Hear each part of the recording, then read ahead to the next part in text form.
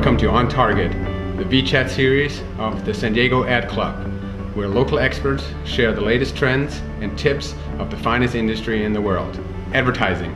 I'm your host, Andreas Roell, president of San Diego Advertising Club, and today we're doing the Google dance. We're searching and we are preventing click fraud. We're talking about search engine marketing. There's nobody better than today's guest, Dana Todd, Executive Vice President of Local Site Lab International and President of SEMPO, Search Engine Marketing Professional Organization, the world's largest nonprofit for search engine marketing, to talk about all of these things. Welcome home, Dana. How is it to be in San Diego? That's nice. The weather is definitely nice. Although this is the time of year when New York is at its prettiest. And I'm definitely missing out on some decent weather back in New York, but it's always a pleasure to come back to San Diego. And I talk to San Diego every day. It's almost like I never left, really. Could you, for our users, describe what SEMPO is all about, what its vision is, what it stands for? Just give us a little bit of a definition, please. Absolutely. SEMPO is the Search Engine Marketing Professional Organization. We are about 420 member companies worldwide. We serve now 21 countries, so we're actually global. We're doing a major global expansion.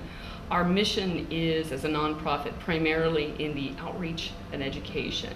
We want to tell more people about search and how great it is, and we want to teach people how to utilize search, how to measure it, how to make it a successful part of their media mix, and find ways of integrating it, expanding and creative uses of search. It's such an unlimited series of possibilities. The more you get into search and you realize all the various facets of marketing that it can touch on, everything from measurement to product marketing to all competitive marketing. There's just a number of places that it can fit.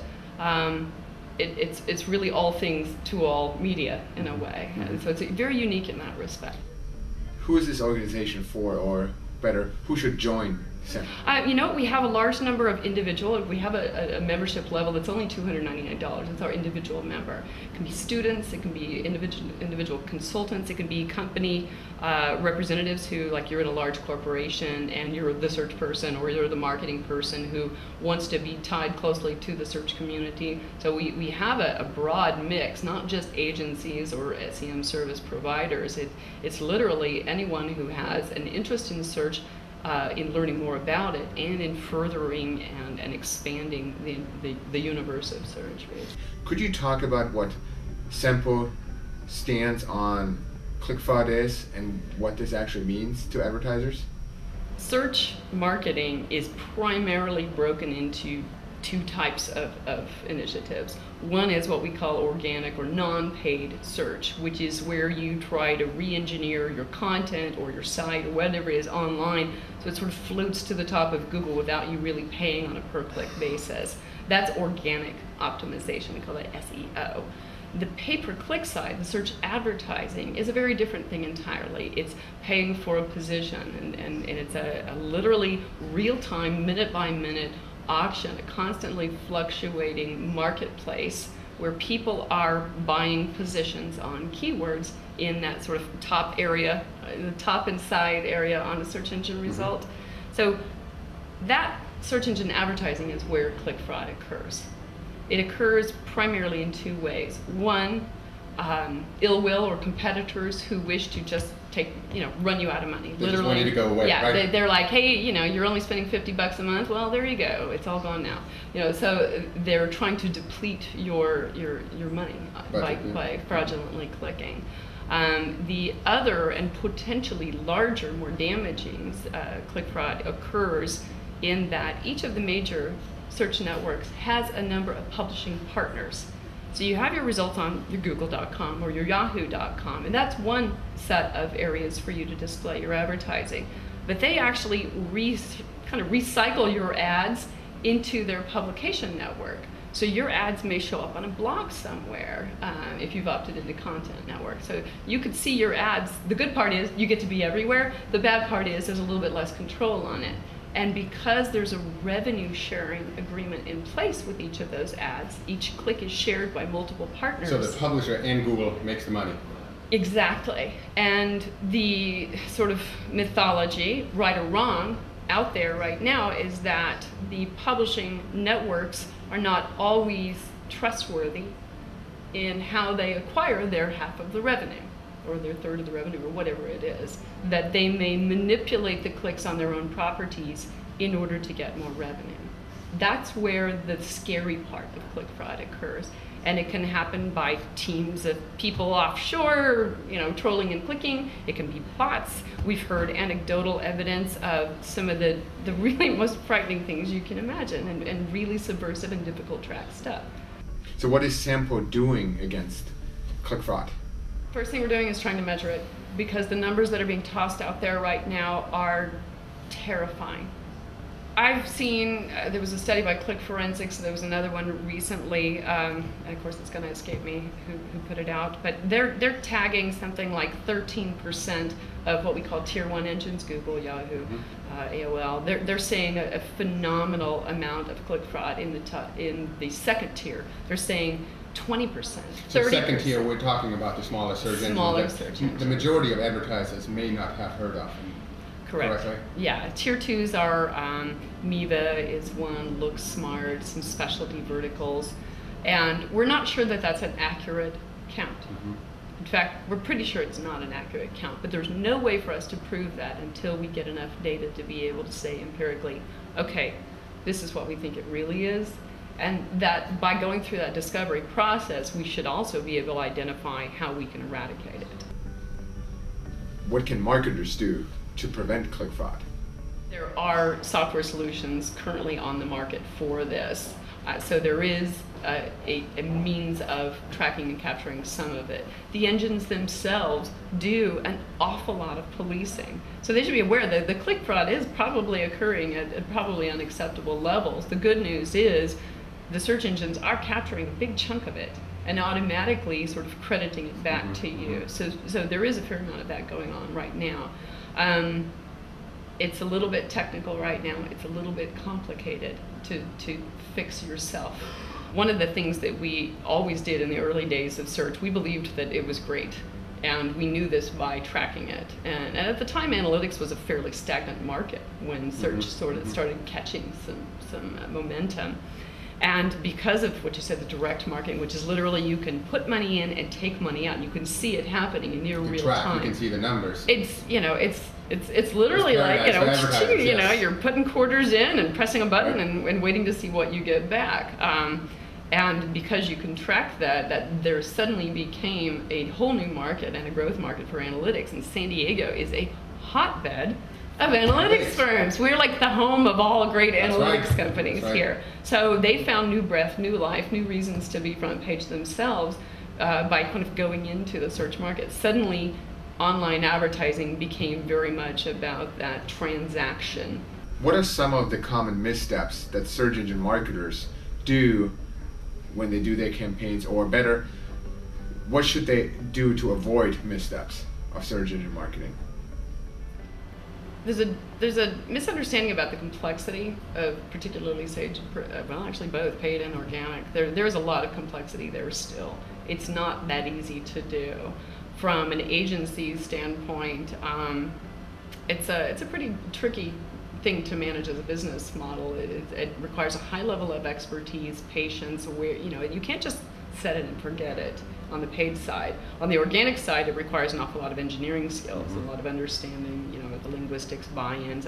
There's a high level of complexity, and I think everybody going into this underestimates that. There is no real certification. It's not like lawyers, we can't force everyone to pass a bar every year. Search itself, on the advertising side, is a media venue. Search or organic search is a service. It's a consultative service, and it has highly customized variants to it. So what you should really know as an advertiser going in, or a buyer in the search marketplace, is really know your needs and understand what your long-term objectives are. If you want long-term to do your own search engine optimization, which actually the numbers that we see, SEMPO does a major study every year, and yes, about our initiatives. Every year we've been tracking the market and looking at demand for certain product sectors. And while the SEO line item is, it's above 90% now for marketing directors who are like, oh yeah, it's in the line, it's in the budget. The desire is for them to take on more and more of that responsibility in-house. So if that's your long-term plan, you should look for a partner who's going to help support you in that. If you want to completely outsource it forever, you need to look for someone who's set up that way. So these are fundamental short-term, long-term issues. You need to be clear about your business model. If you're not ready to talk about how you're going to make money back from this, that's actually going to set who you hire. So for example, if you have an e-commerce site, and you will know automatically how much you make off every purchase, and you have a nicely defined set of margins, you're going to be a nice match for a company that operates on a very large automation kind of cha-ching, cha-ching, cha-ching kind of a thing. If you have a product cycle and a smaller budget, and you're operating on lead forms or something that's a softer mechanism that's harder to track, you're probably not going to be a match for one of the very large companies out there. So there are a few majors in our industry, like Efficient Frontier and Performix and Scepter did it. You know, the list of people who have built huge mechanisms for managing millions and millions of keywords. They work for the eBays and the Amazons and the Dells of the world. They're a good match for a large advertiser with a transactional model. If you're a smaller company, you might want to look at someone who's a little bit more hands-on. Could you give us your opinion about how to effectively allocate efforts between paid search engine efforts and organic search engine efforts? Well, if it helps, most people are actually looking at them as different budgets. So they create two budgets, one absolutely, line item for organic, one line item for paid search. Because the organic falls into the web development, it really becomes more of a methodology for, it's very web dev side. So it really comes out of either the IT budget or the web development side, that kind of a thing. It's an ongoing, consistent line item for cost and resource allocation and attention. And the point here, I think, should be made that you should continue this on a longer term basis. It is not a one-time kind of thing. You can't turn it on and off and go, well, I feel like doing SEO this month, but not next month. It's an ongoing, consistent set of things that you need to pay attention to. It's actually just a change in your whole publishing mentality. So that part of it could be a completely different budget from your advertising budget. What you spend on advertising is, if you're tracking it to a sale or you're looking at a closed loop, I mean, it's self-funding. There are some strategies around creating, if, say you put $10,000 a month in, and whatever ROI you get back, let's say it generates $20,000 in sales, maybe 7% of that, let's earmark to put back in to reinvest so that we're growing that 10,000 a little bit each month based on it becoming self-funding. Okay. So that's a very popular strategy to do, and it makes sense because you want to feed the thing that's bringing the business in, right? Not just going back and going, well, that's not in the spreadsheet. You know? You should not really do one or the other. It absolutely has to be a balance. If you look at, there's a really wonderful study online you can see, there's like a free screen capture that you can view, that a company called Inquiro, who's a SEMPO member, and iTools, it's an eye tracking study. They did this amazing study where they looked at people's eye patterns moving over a search engine result. And they've looked at Google, Yahoo, and MSN. And so you can usually find a screen capture online of the Google heat map. And it is, the golden triangle is what they call it. It is all about those top positions. And the number one paid position gets about 70% of the eye traffic of the number one organic. Non-paid, so it's still a really good hit. People still go first to the organic, however they still look at the first on the paid side. So it's almost equal in terms of their second choice is both either the number 2 organic or the number 1 paid. So it's a pretty nifty little, so you oh gosh, sweet spot would be in both of those places. Can you give us a little bit of tips of what a marketer should do or what they should look out for in order to be successful when engaging in search engine marketing? You should look for disclosure. You should look carefully at their contracts for guarantees. Because to be honest, there is no guarantee. And I personally, because we've looked at partnering up with some people, especially internationally, and they're like, oh, we guarantee you'll be tough. And I'm like, you can't do that, because I can't do that. That's an important point, because that was an early stage search engine marketing phenomenon. It is. And you still get those emails where it's absolutely like, guaranteed. I'm going to guarantee. I'm a little skeptical of that, because when we tried to do that as a business model, my company did, and the only thing we could really guarantee was probably not what the buyer wanted, because the only thing we could feel contractually safe in guaranteeing was, you know, a percentage of the total words and the X space, and there were so many disclaimers to it that it was a valueless guarantee, you know, from a walking in standpoint. I think most people have pulled away from that. The value is that the guarantee is that you can quit, you know, stop, you know, that you're doing it month to month, or there's a defined set of deliverables.